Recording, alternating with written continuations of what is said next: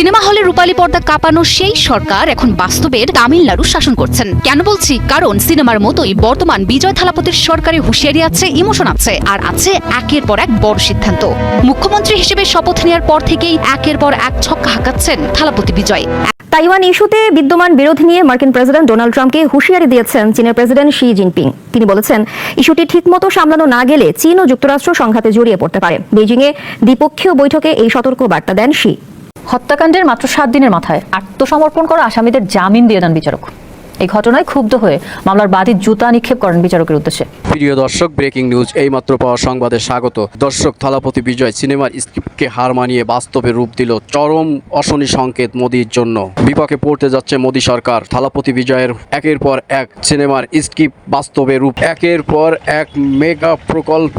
দর্শক, সংবাদের থাম্বনেল এবং শিরোনাম দেখে বুঝতে পারছেন আজকের সংবাদ খুবই গুরুত্বপূর্ণ হতে চলেছে। তাই স্কিপ না করে চ্যানেলটা সাবস্ক্রাইব করে আমাদের সঙ্গে থাকুন। সংবাদের বাকি অংশ দেখতে আমরা সরাসরি চলে যাব স্ক্রিনের পর্দায়। একদিকে সাম্প্রদায়িক সম্প্রীতির কড়া হুঁশিয়ারি, অন্যদিকে মদের দোকান বন্ধের ঐতিহাসিক নির্দেশ।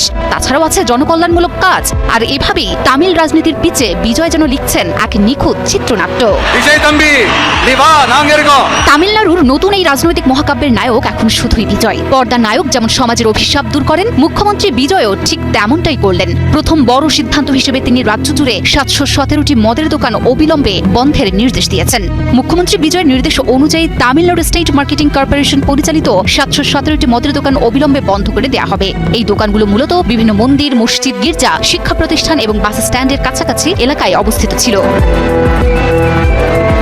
বিজয় নির্দেশ অনুযায়ী কোনো ধর্মীয় স্থান বা শিক্ষা প্রতিষ্ঠানের 50 মিটারের মধ্যে মদের দোকান রাখা যাবে না।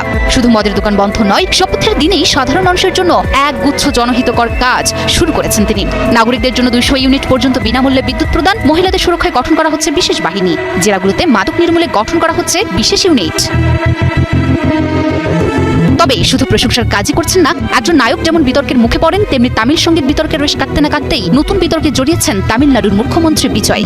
নিজের ব্যক্তিগত জ্যোতিষী রাধান পণ্ডিতকে ওএসডি হিসেবে নিয়োগ দিয়ে বিরোধীদের পাশাপাশি জোট সঙ্গী কংগ্রেসের তীব্র সমালোচনার মুখে পড়েছেন তিনি। এই জ্যোতিষী ভবিষ্যৎদানী করেছিলেন নির্বাচনে বিজয় বড় ব্যবধানে জয় পাবেন। তবে তাকে প্রশাসনের গুরুত্বপূর্ণ পদে বসানো নিয়ে এখন তোলপাড় দক্ষিণ ভারতের রাজনীতি। সব মিলিয়ে বিরোধীদের সমালোচনা আর সাধারণ মানুষের বিপুল প্রত্যাশা দুয়ের মাঝখানে দাঁড়িয়ে থালাপতি বিজয় কি পারবেন রূপালী পর্দার মতো বাস্তবের তামিলনাড়ুকেও একটি আদর্শ রাজ্য হিসেবে গড়ে তুলতে? সময় দেবে সেই উত্তর। তবে আপাতত বিজয়ের প্রতিটি পদক্ষেপে উত্তাল দাক্ষিণাত্যের রাজনীতি।